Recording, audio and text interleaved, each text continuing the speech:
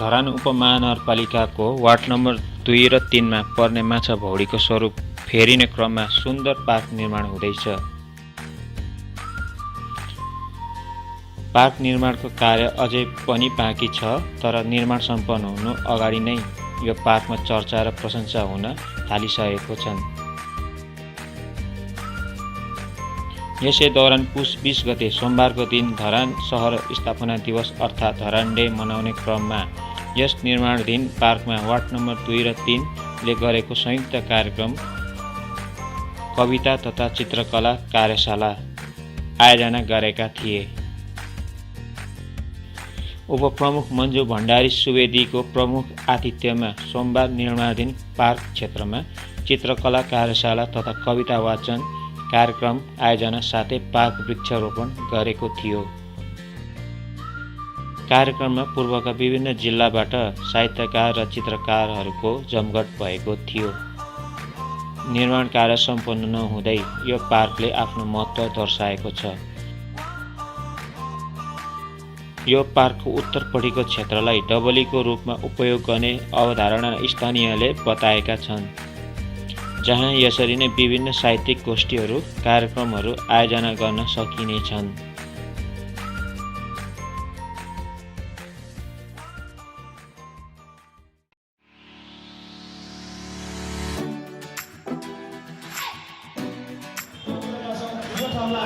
डबलीको रूपमा पनि विकास गर्ने उद्देश्य खाली यो सटर बनाउने सोचलाई परास्त गर्नका लागि र हामीले यो निर्माणाधीन अवस्थामा नै यो कार्यक्रम गरिरहेका छौँ। कारण किनभने यो सटर बनाउने मानसिकतालाई चाहिँ परास्त गर्नुपर्छ भन्ने कारणले यो डबली होस् र यो डबलीमा विभिन्न कार्यक्रमहरू आयोजना गर्न सकोस् भन्नको लागि उदाहरण स्वरूप हामीले आज कविता वाचन तथा चित्रकला कार्यशाला कार्यक्रम गरेका छौँ र आउने दिनहरूमा धरान उपमहानगरपालिका वार्ड नम्बर 2, 3 तथा धरान उपमहानगरपालिका र अन्य सङ्घ संस्था धरानमा रहेका अन्य सङ्घ संस्थाहरूले पनि यसलाई डबलीको रूपमा प्रयोग गरेर यो स्थानमा जनचेतनामूलक कार्यक्रमहरू गरेर यसको वृद्धि विकास गरिदिन सहयोग पुर्याउनुहुन्छ भन्ने आशा राख्दै म अब कार्यक्रमलाई विधिवत रूपमा अगाडि बढाउने जमेर्को गर्दै आजको हाम्रो यो धरान डेको अवसरमा आयोजित कविता वाचन तथा चित्रकला कार्यक्रमलाई उद्घाटन गरिदिनु हुनको लागि पानसमा बत्ती बालेर उद्घाटन गरिदिनु हुनको लागि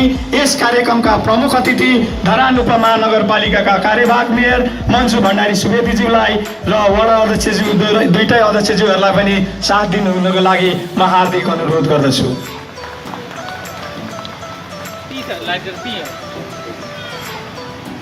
र पानसमा बत्ती बालेर यो कार्यक्रमको उद्घाटन साथसाथै यस ठाउँमा 4वटा वृक्षारोपण गरेर पनि कार्यक्रम उद्घाटन गर्ने कार्यक्रम रहेको हुँदा प्रमुख अतिथि वडा अध्यक्षज्यूहरूलाई वृक्षारोपण गरिदिनु हुनको लागि पनि म विनम्र अनुरोध गर्न चाहन्छु। कार्यक्रममा सहयोग गरिदिनु हुनको लागि म यस निर्माण समितिका सचिव भौडी निर्माण समितिका सचिव उत्तर गुरुङज्यू लगायत सम्पूर्णलाई हार्दिक अनुरोध गर्दछु।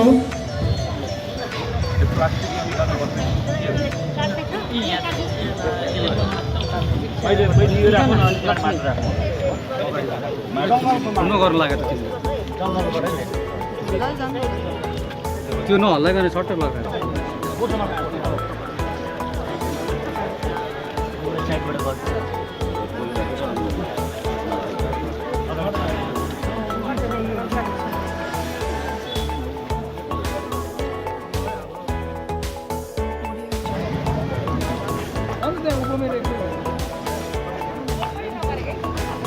आज धरान डे पौष 20 गते हामी मनाइरहेका छौँ।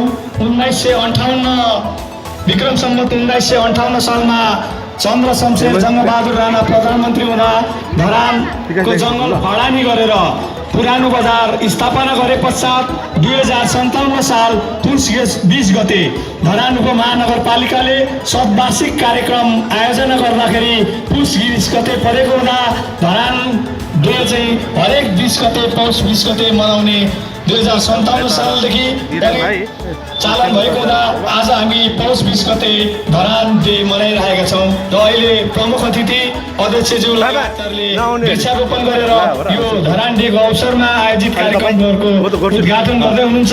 यो पश्चात बेलुन उडाएर पनि यो कार्यक्रमको उद्घाटन गर्ने कुरा म जानकारी गराउन चाहन्छु।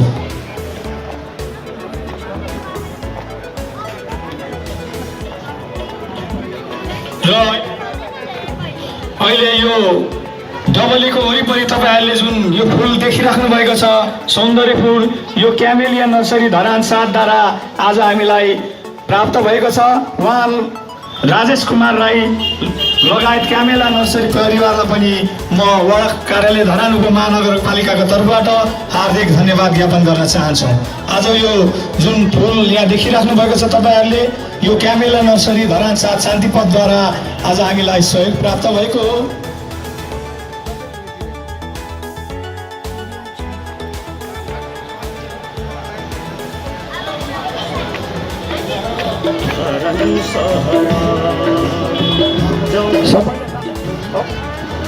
सबैले ताली बढाएर स्वागत गरिदिनुको लागि पनि हार्दिक अनुरोध गर्दछु।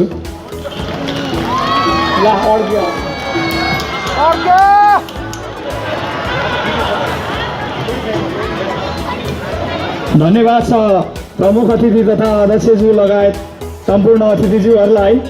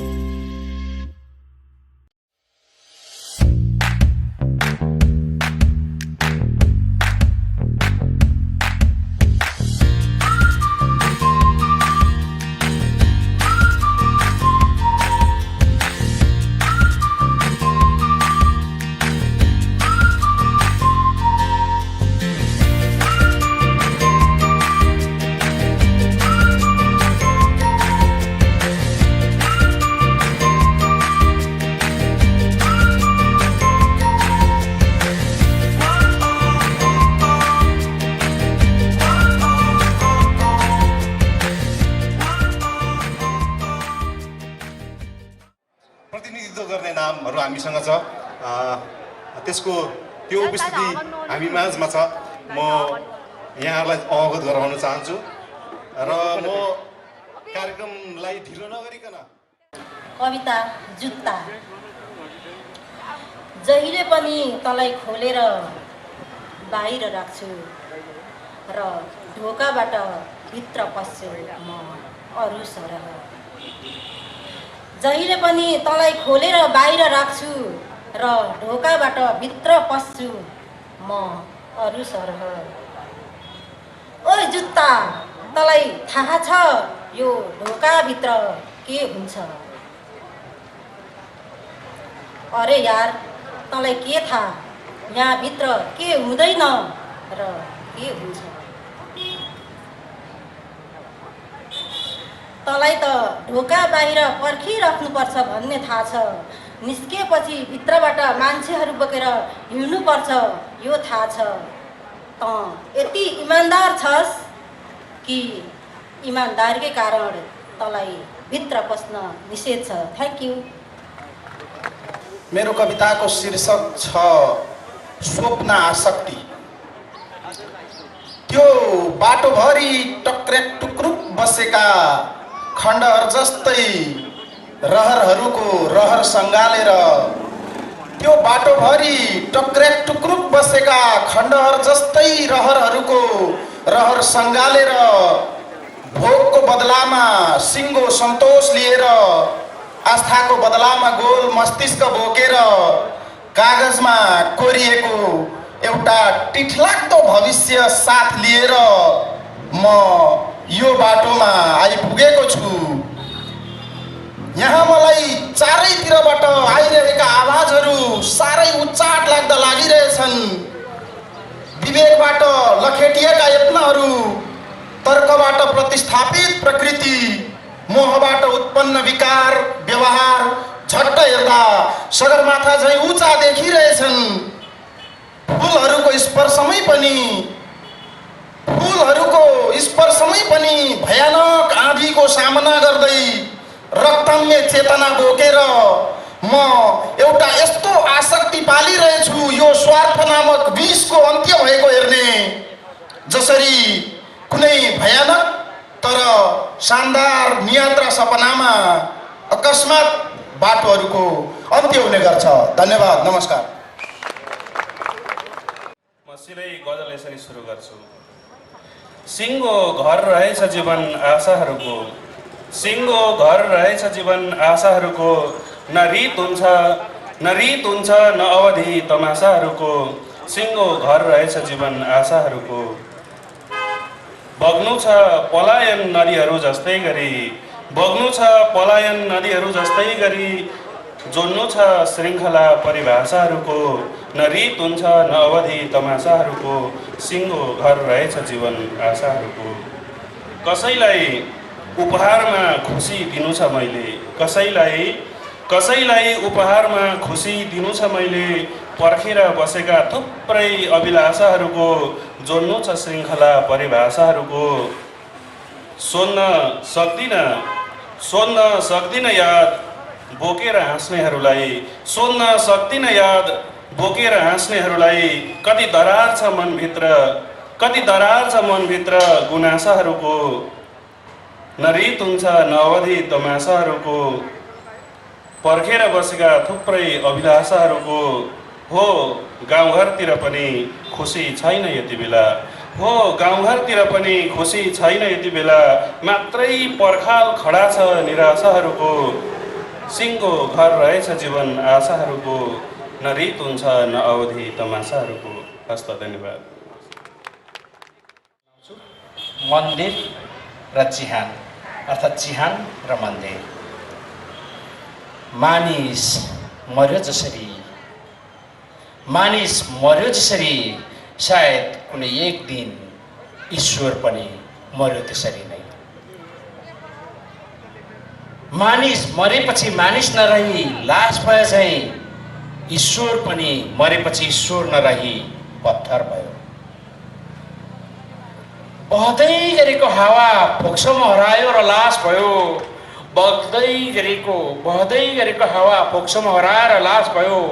बल्दै गरेको आगो लासमा हराएर खरानी भयो, बग्दै गरेको नदीसँगै हरायो खरानी र मरुभूमि भयो। मरुभूमिमा मानिस जसरी ईश्वर पनि नभ्याउँदो रहेछ, मरुभूमिमा ईश्वर जसरी मानिस पनि नभ्याउँदो रहेछ। मानिस मर्यो र लास भयो, राखियो जहाँ त्यहाँ चिहान बन्यो। मानिस मर्यो र लास भयो र राखियो जहाँ त्यहाँ चिहान भयो। ईश्वर मर्यो र राखियो जहाँ त्यहाँ मन्दिर भयो। ईश्वर मर्यो र राखियो जहाँ त्यहाँ मन्दिर भयो। मलाई आजकल मन्दिर र चिहान उस्तै लाग्छ। मलाई आजकल चिहान र मन्दिर उस्तै लाग्छ। धन्यवाद।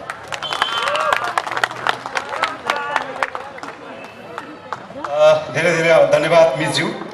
यस्तै कविताहरूको कारणले गर्दा हामी गर्वसाथ हामी नेपाली कवितामा हाम्रो उपस्थिति पनि छ भन्ने ठान्दछौँ हामी। मेरो कविताको शीर्षक छ रुखमा पैसा फल्ने देश। रुखमा पैसा फल्ने देश। प्रिय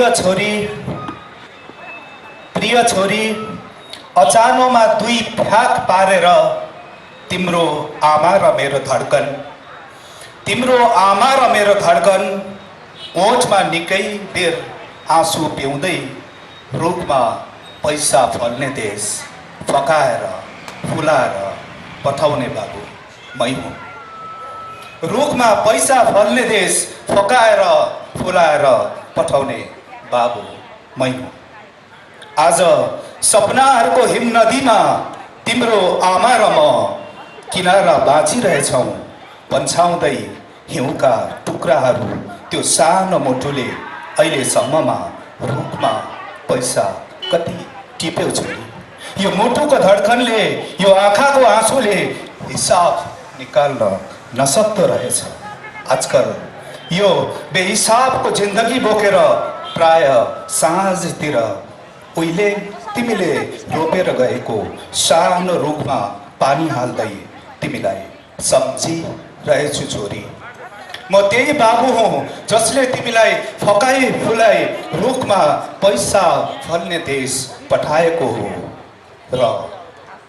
र त्यो तिम्रो अभागी बाबुले कहिले पनि रुखमा चढेर हेरेन वास्तवमा रुखमा पैसा फल्छ कि फल्दैन भनेर। म त्यही बाबु हुँ जसले तिमीलाई फकाई फुलाई रुखमा पैसा फल्ने देशमा पठाएको। धन्यवाद। कविताको शीर्षक दुधिलोको रुख। मेरो ठुल्दाई दुधिलो खुब मन पराउनुहुन्थ्यो।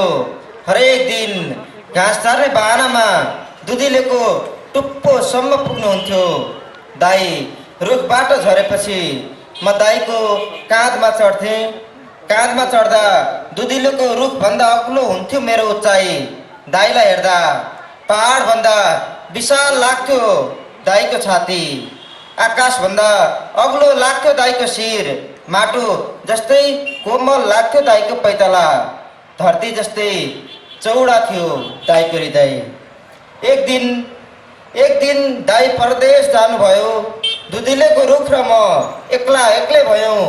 लामो समयपछि दुधिलेको रुखमा एउटा काग आएर बस्यो र अनौठो तरिकाले करायो।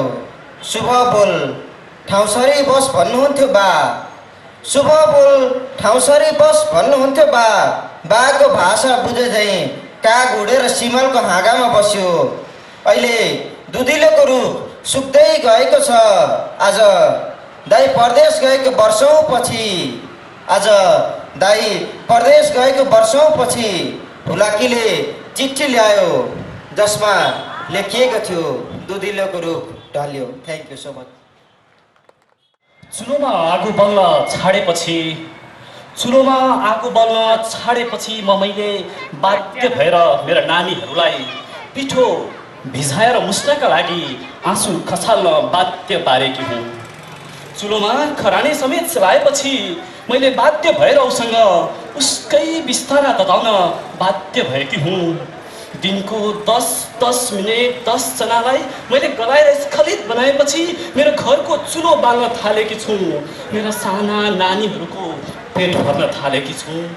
तपाईँलाई थाहा छ महोदय, त्यही दिनदेखि मेरा चाउरिएका गालामा लली चढ्न थालेका छन्। देखिने यी लाली चढ्नु पहिले महोदय चढ्नु भएको त्योभन्दा पहिले यो सरकारमा माथि बलात्कारी भएर चढेको हो।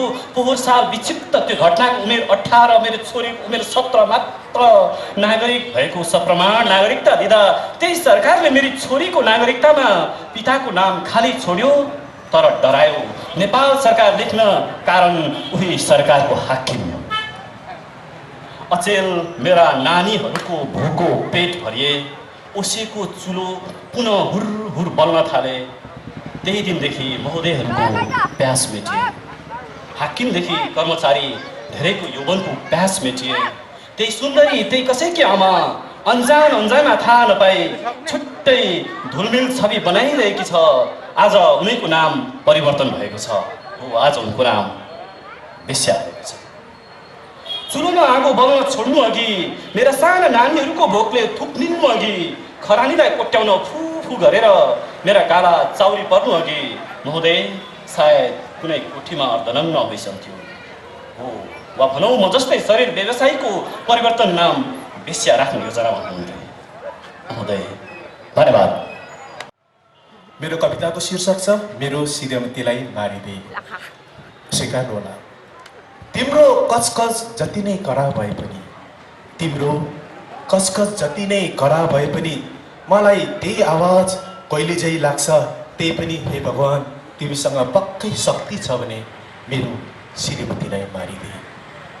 तिम्रो कचकच जति नै कडा भए पनि मलाई त्यही आवाज कहिले चाहिँ लाग्छ, त्यही पनि हे भगवान् तिमीसँग पक्कै शक्ति छ भने मेरो श्रीमतीलाई मारिदे। तिम्रो ठुस्काई हुन्छ नि, रिसाउने हुन्छ नि, तिम्रो ठुस्काई जति नै उजार भए पनि मलाई त्यही रूपमा अझै सुन्दरी लाग्छ। तिम्रो ठुस्काई जति नै उजार भए पनि मलाई त्यही रूपमा अझै सुन्दरी लाग्छ। त्यही पनि हे प्रभु तिमीसँग पक्कै शक्ति छ भने मेरो श्रीमतीलाई मारिदे। तिम्रो शङ्का अवश्य, तिम्रो शङ्का जति नै तीखो भए पनि, तिम्रो शङ्का जति नै तीखो भए पनि मलाई त्यही शङ्कालु नजर प्यारो लाग्छ। तिम्रो शङ्का जति नै तीखो भए पनि मलाई त्यही शङ्कालु नजर प्यारो लाग्छ। त्यही पनि हे देउता तिमीसँग पक्कै शक्ति छ भने मेरो श्रीमतीलाई मारिदे।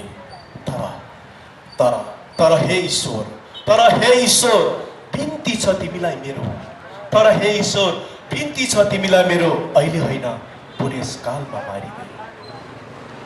कारण प्रिय सोच्दै कहाली लाग्छ तिमी कसरी बाँच्छौ त्यो पल यो संसारमा। कारण प्रिय सोच्दै कहाली लाग्छ तिमी कसरी बाँच्छौ त्यस पल यो संसारमा।